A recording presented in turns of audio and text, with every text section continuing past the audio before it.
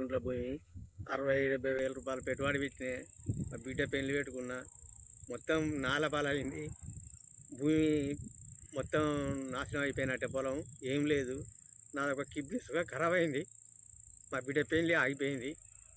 అది గవర్నమెంట్ ఏదన్నా కొంచెం దయచేసి నన్ను ఆదుకుంటేనే, కానీ ఇంత మందో మాకు తగ్గిస్తావాలి, కానీ ఇంకోటి ముచ్చట్లేదు సార్. ఇక అది సొల్లు లక్ష్మయ్య 2 ఎకరాల 27 గుంటలు నాటేసిండు. వంగర, డిస్ట్రిక్ట్ హన్మకొండ, బిందర్పల్లి మండలం, ఎస్సీ మాల. 2 ఎకరాల 27 గుంటలకు 60,000 రూపాయల పెట్టుబడి అయింది.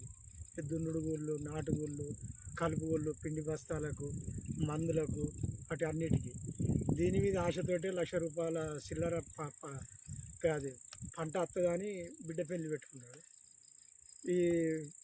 ఈ వరి కొయ్యక ముందుకే అకాల వర్షం వచ్చి మొత్తం నేలమట్టం అయింది. భూమి మీద పన్నది.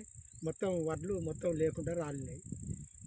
ఎంత లేదనుకున్నా కానీ 1,50,000 రూపాయల ధాన్యం నేలపాలైంది.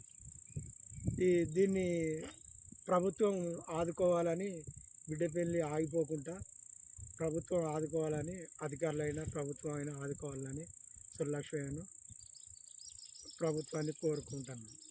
ఇది వంగర గ్రామం. నా పేరు కొండ వెంకటరమణయ్య. వంగర మా గ్రామ శివారులో ఒక మినీ రైస్ మిల్ ఉన్నది. దాని యొక్క కాంపౌండ్ వాళ్ళు కూడా రేకుల షెడ్ మొత్తం సహా లేచిపోయింది. మిల్లు రేకులు కూడా లేచిపోయడం పోయి పక్కచిపోయిన పంట పొలం కూడా పడ్డాయి. పంట చేను కూడా మొత్తం వంగిపోయి పక్కకు పండుగ నాశనం అయిపోయింది. పక్క పంట ఉన్న మామిడి తోట కూడా ఖరాబ్ అయిపోయింది. మా యొక్క మిల్లుకు నష్టం దాదాపు 1,00,000 రూపాయల వరకు నష్టం జరిగింది.